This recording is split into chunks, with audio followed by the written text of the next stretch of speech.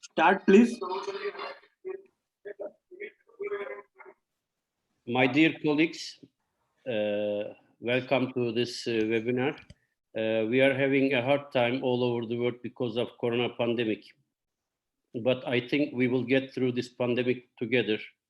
I respect to the memory of all my colleagues who died in this war. While the war against pandemic continues, we continue our scientific education and sharing knowledge process over the internet. And today we are together for this purpose. So again, welcome to Biotech webinar for Untitled Toric IOLs, correcting corneal astigmatism after keratoplasty. As a panelist of event today, it gives me a great pleasure to welcome you all. Myself, Dr. Baha Toygar, I'm the director of Cataract Department's Dünya Eye Hospitals Group, also teaching at Bahçeşehir Medical Faculty. It's a pleasure, great pleasure to introduce Professor Massimo Busin. He's medical doctor, chairman of the Department of Ophthalmology at Villa Serena, Villa Igea Hospitals in Forlì, Italy, and professor of ophthalmology at the University of Ferrara. He will present his experience with acrylic toric IOLs for correcting high corneal astigmatism after keratoplasty. Dr. Busin, please. Hello, here I am. Good morning, everybody. And as you said, it is my pleasure to, let me see, are you showing, is it showing? Yes, it's your screen now. Is it on screen, the presentation? Presentation, no, we see the screen only. PowerPoint, yeah. You see? Yes, PowerPoint, yes. Now it's fine. Okay, yes. So I thank you very much for your introduction, and I thank Biotech for giving me the opportunity of sharing with you my experience with toric IOLs for correcting post-keratoplasty astigmatism. I do not have a financial interest in this presentation. So when we talk about astigmatism, we need to know, in order to be able to correct it, how much astigmatism is there. We need to precisely determine the axis, and we need to mark these axes on the cornea at the moment when we want to perform surgery. To do so in a cornea that is relatively regular, like a normal cornea, is easy. On a transplant, this may pose some additional challenges.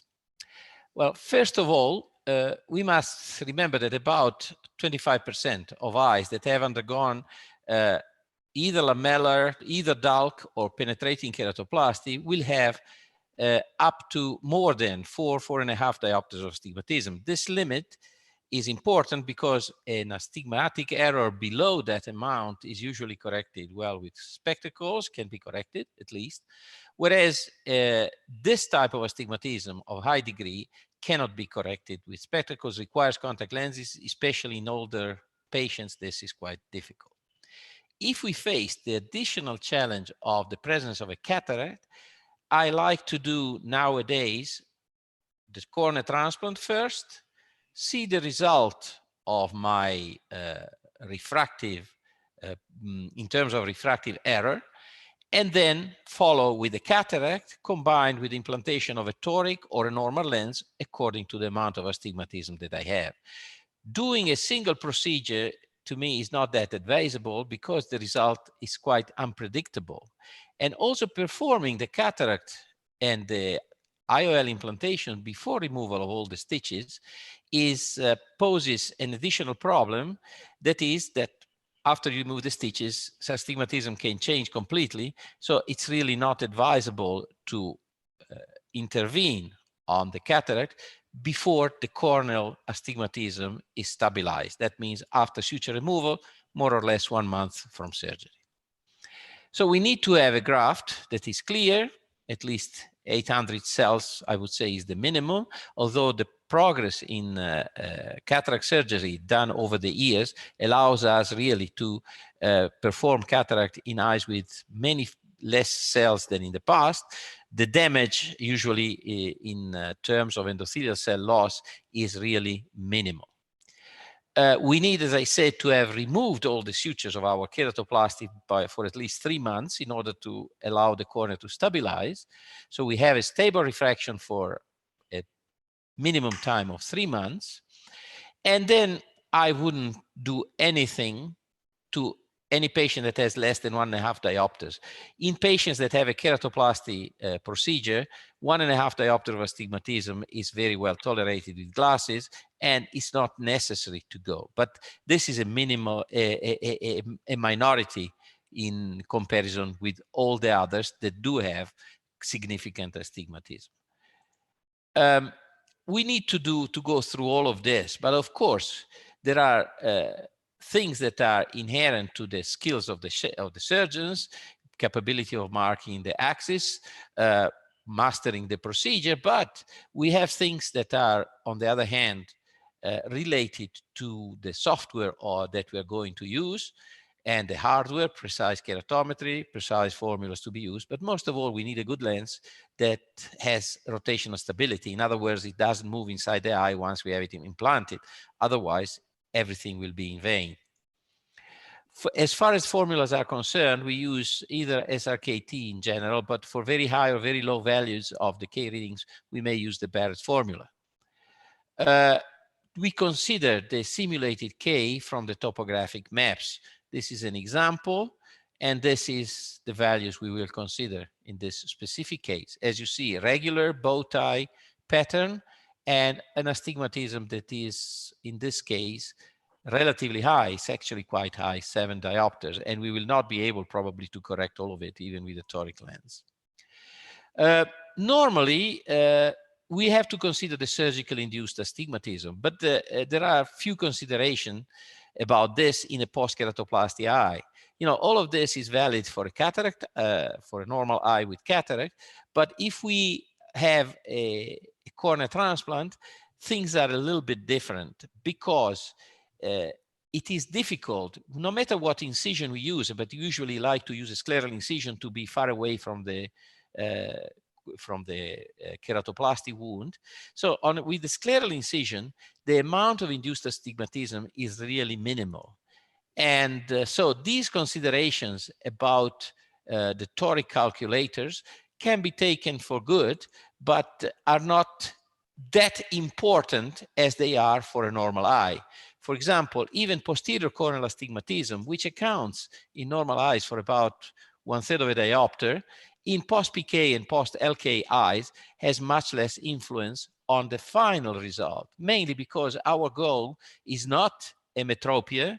Our goal is spectacle correction. So we want a final astigmatism as low as possible, possibly within 1.5 diopter. And this is how the calculator works. You're probably familiar with this. And you enter your data. As I say, you collect the K readings from your map. And usually we like to place our frown scleral incision, scleral tunnel. We center it with a steeper axis. So it will actually aid in the correction of astigmatism rather than interfere with that. There are, Biotech allows us to log in into their calculators, and we select of course, the toric lens in this specific case, and then it comes out with the acrylic toric lens that you can use according to the different constants that have been used. And here is what you can correct according the type of lens you choose according to the amount of astigmatism to correct. To my surprise, the amount of astigmatism corrected on the corneal plane is actually higher than you tell us. In other words, I was still with 6 diopters of corneal astigmatism at the corneal plane, not at the IOL, I still managed to be within an almost emetropic correction. I'll give you some examples. Okay, so first thing, we mark the either the 180-degree axis or the axis of the flat axis. Depends what you prefer. I like to mark the 180-degree axis, and then at the time of surgery, here we are, I will actually select myself. So you see, at the slit lamp, I've marked 180, and now I'm placing another mark for the alignment of the toric IOL. Then, as I mentioned before, you see, this is a DALK patient, not a PK. And so I went through I prepared a scleral tunnel centered on the steeper meridian, which was marked, which is 180 degrees from this mark. And I perform my anterior capsular axis. I'd like to do it with a needle. I do the hydrodissection. The lens is really not too hard in this specific case. Most of these patients get a posterior subcapsular cataract due to steroid treatment.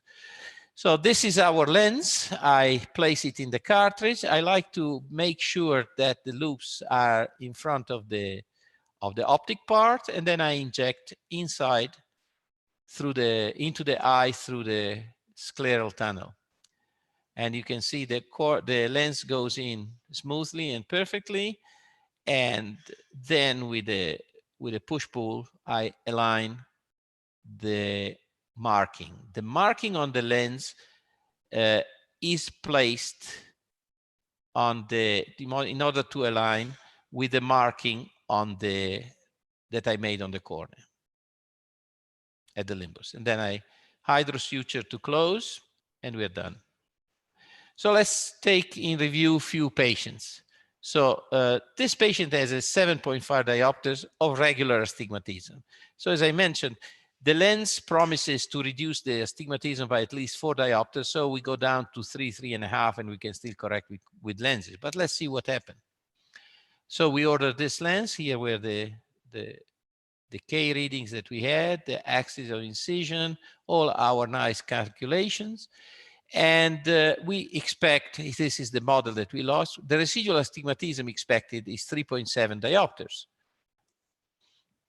So let's see. First of all, we like to do this to show the stability, rotational stability of the lens. 1 day, 1 month, 3 months. After 3 months, I have never seen a lens rotate. But if by any chance you do have a misalignment early after surgery, you must go ahead and realign the lens as early as possible, because then if you wait too long, then there is capsular fibrosis and it's not possible to move the lens inside the capsular bag. This is seen live in a better light with retroillumination. You see the mark, and you see that we are at about 20 to 25 degrees, what we wanted in this specific case. So, and look at what we got. As I said, we were at 32 to 49 pre-operatively. Best corrected visual acuity was 0.4 because the patient wouldn't see very well even with the maximal cylinder. 1 day, he already improved to 0.8 best corrected.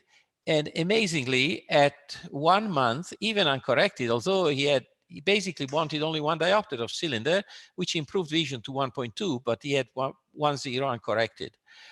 We were surprised ourselves because we didn't believe that the lens would be able to correct the complete astigmatism, but that did happen. This is another case. It's a more complex case. This patient had a PK for keratoconus over 25 years ago. And as it happens with keratoconus, there is a recurrence in the recipient. And so there is a regular astigmatism, but the amount is too big. So we first need to be back. And by the way, if you look at the K readings, 54 and 36 are outside of the range that is recommended for toric lenses. So first thing, we must bring back the cornea to a normal configuration. And so we performed with a DALK on the PK. It is possible to do a DALK even on a PK, and that's what we did. And we flattened the cornea back to a rather normal configuration, 8 diopters of astigmatism, still high, but you see we are within the range of possible correction, 49/41. But we had a problem. The patient, the endothelium decompensated. This was an old PK, as I said, 25-year-old, and probably the additional manipulation of DALK caused the decompensation. So we went in, and this time we did we happened to do a DSEK. So we didn't want to change too much in the cornea because now we had a rather normal regular astigmatism with relatively low K readings. We did our DSEK, and fortunately enough, it even the result was even a lower astigmatism, still relatively high, quite high, 6 diopters. But now we could implant our intraocular lens. And this is the lens we implanted. As you see, this is the axis at 65, and this is the residual astigmatism that we should have, about 1.7 diopters. We did the surgery. You see, it's 62 is the actual axis, 65 was the intended one. And vision is 0.7 with this minimal residual refractive error in such a battered eye is a complete success for us. To give you the total look at our series, we've done 21 cases of rather complicated situations like the ones I have just demonstrated. The age is relatively young. Most of these patients had PK or LK, DALK, for keratoconus, mostly males. And here is the visual result. Uncorrected visual acuity is in yellow, best corrected, which is what counts actually, in green. You see that 0.5% is in over 90% of patients. Whereas if we look at the 2020, we have 25, and 2032 is 80%. I mean, don't forget, these are patients that have had multiple keratoplasty procedures. They've had cataract surgery. They have often comorbidities. So if you compare, this compares very favorably with all statistics published to date. Looking at the amount of residual astigmatism, you see that astigmatism was above 2 diopters in all patients before surgery. And here we have a very small minority that is still there. Almost over 90% of all our patients are within 2 diopters, where about 50% have less than half a diopter of astigmatism, which is an excellent result. And this is substantiated also when we look at the rotation, post-operative rotation of the lens. You see that basically everybody's within 10 degrees, and the vast majority, over about 85%, is within 5 degrees, which is what we really like. So in general, we like to do these procedures, but in selected patients, we need to mark the axis properly. We need to act promptly if there is a problem of misalignment. I didn't write this, but we had 2 cases where we realigned in those of the 10 degrees. The others had a result compatible with spectacle correction, so we were happy with them. Of course, the results I presented, I forgot to say, it's always about spectacle correction, never contact lenses. If there are any questions, I'll be glad to discuss the results with you and other possible applications as well. Okay, thank you, Dr. Busin, for this nice presentation. And we can go to questions. You can write your questions directly. I see these questions from another computer. So there is one question from Dr. Deniz Marangos. How many months did you wait between surgeries? I mean, DALK, and IOL implantation. As I said, you need to take out all the stitches, and then we wait at least 3 months after complete suture removal for stabilization of the cornea. Usually 3 months. Later, you remove the sutures? At 1 year. In DALK and PK, about 1 year. There is another question. This is like refractive. Up to how much of post-keratoplasty astigmatism we can correct by doing PRK? I know the problem with the PRK is that the result is corrects well ametropia if you have a myopic error. If you have an astigmatic error, the result is good in the beginning, but with time, astigmatism comes back. It's not as stable as doing the IOL. So I basically don't like to do PRK or even worse, LASIK in a post-PK or post-DALK even worse. Yes. Okay. Another question. What do you recommend when re-PK is needed? Well, re-PK is needed after. So basically, if there is, we try never to do PK. Indeed, I do every year more than 500 keratoplasty procedures. Last year we did 565. We just looked at that. We did 20 PKs. So most of the time, if it's a cone, we do DALK. And if it's an old PK that has decompensated, we will do DZEC. We don't like to redo the PK. I'll do a PK in a patient that has poor visual potential and where I'm not really going too fast too much about anterior chamber. For example, if there is a complete collapse of the anterior chamber with iris synechiae, difficult anatomical situations, I may resort to do a PK. But normally, I like to do procedures that do not they're not open sky procedures, both because the results are better and because they're safer. Okay, another question from Dr. Saha. In routine cataract surgery with this toric lens, what is your preferred amount and which degree? The question. Well, I will not implant a toric IOL if the astigmatic correction is below 1 diopter, the preoperative. And if it's, unless, you know, the patient may ask, then we may do that. But then it becomes a more subtle sort of art because you need to take into account posterior astigmatism. You need to select much more carefully the formula you want to use. So it's two categories of patients that have little in common.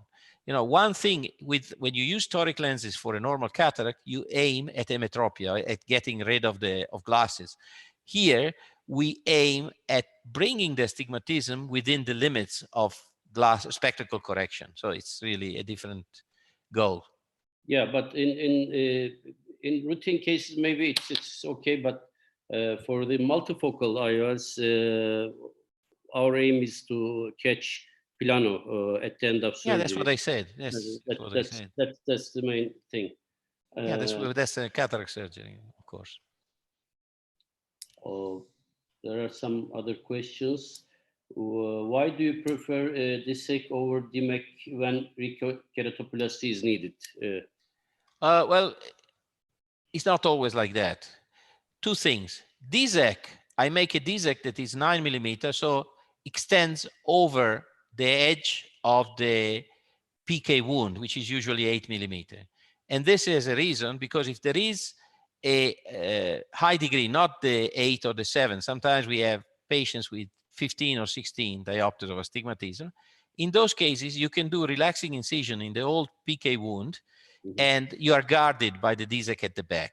So very high, very distorted corneas with endothelial failure will be treated with DSEC. Instead, if the priority is to try to avoid rejection, and this may be the case if you had a rejection after PK, then we know that DMEC has less immunogenicity than DSEC, and I will do a DMEC. But I think people should forget about DMEC being a first-class, being something for first-class surgeons, and DSEC just a plan B procedure. They are different procedures with different characteristics, and they need to be evaluated in perspective with the eye that has to be operated, with the characteristics of the eye. Okay.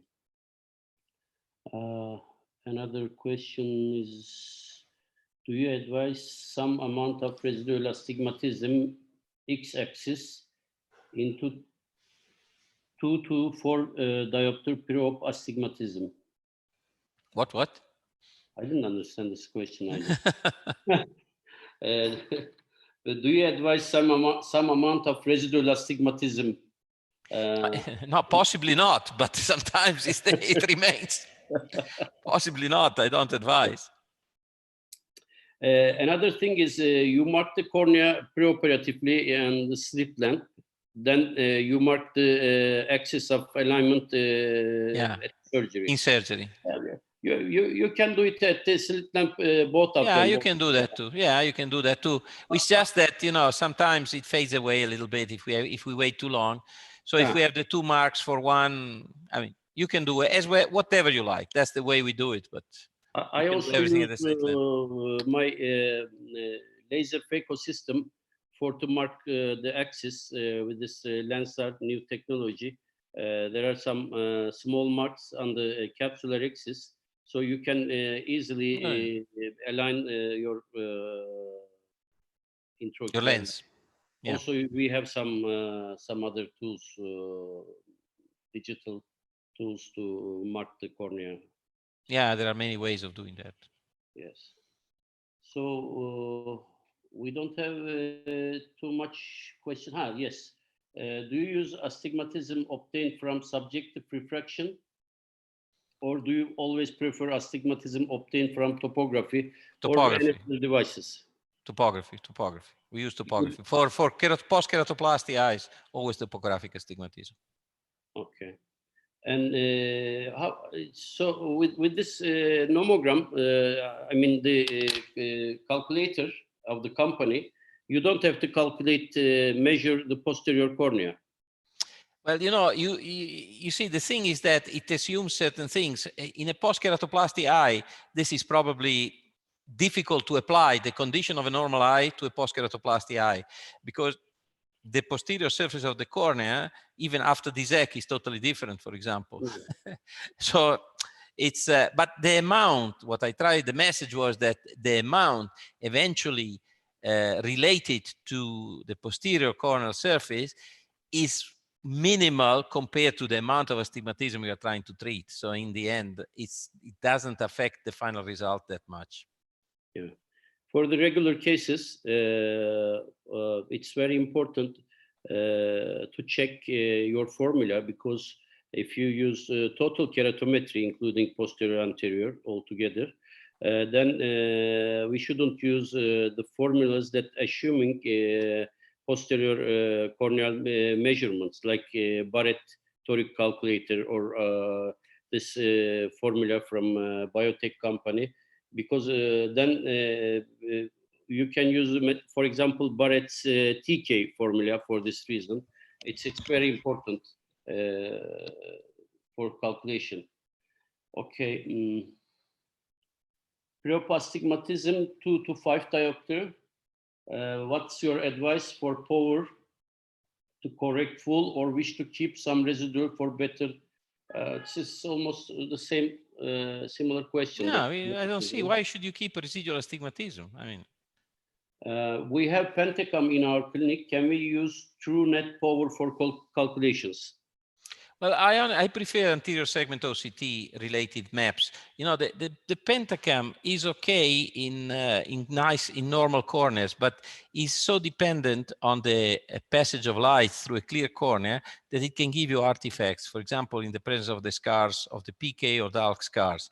So I don't like Pentacam, but if you have nothing else, you can use that. Okay. Post diameter in PKP in keratoconus. Diameter. The diameter. Everybody does between 8.25 and 8 nowadays, maximum 8.5. The idea is that is a compromise. If you make a larger graft, the chance of rejection increase substantially. If you go smaller, they last longer. There is less risk of rejection, but then the refraction is poor. Normally is poor. You have irregular astigmatism. So the compromise is 8 to 8.50 at the maximum. Of course, with DALK, where you don't transplant endothelium, I go 9 millimeter. I always do 9 millimeter, because even if there is a rejection, it's always reversible. It's a stromal rejection with steroids. It goes back all the time. Okay. So I wait for some other questions. These are the questions up to now. Another thing is, do you use acryl phakic toric IOLs for keratoconus patients No. after stabilization? Yeah, stabilization, stabilization is after age 40. Even if you treat with cross-linking, that doesn't guarantee the stabilization of the cone. And if you put a toric lens in a young patient that may progress, no matter what you do, even if you do, as I said, the cross-linking, then you may end up with the surprise that this cornea, this lens will not be fine anymore later on, not only, but if it progresses to the point where you have to do a DALK, you have to perform surgery, take out the lens, it becomes a complicated issue. Another problem is when you do phakic lenses in a patient that has had already a PK or a DALK, after many years, like in those patients, you may have a recurrence of the cone in the recipient, and then you end up with a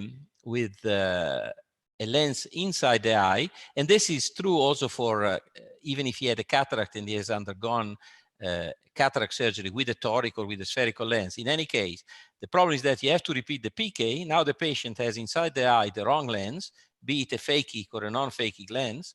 You have to take them out, exchange, and it's a mess. So I think that before you resort to IOL surgery, you need to have a stable situation. And as I said, it cannot be guaranteed early after surgery, even with the cross-linking in young patients. So I've seen quite a few that I had to explant. Yeah. Okay. So any more questions? Please, you can write here, and I can ask to Dr. Busin. Anything you want to add, Dr. Busin? No, I think we talked about everything that is probably related to this specific topic of toric IOLs and keratoplasty. Yeah.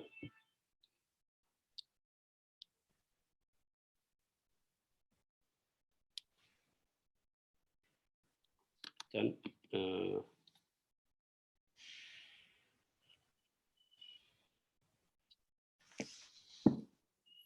maybe Mr. Kalsa wants to say something. I don't know. You have covered everything, sir.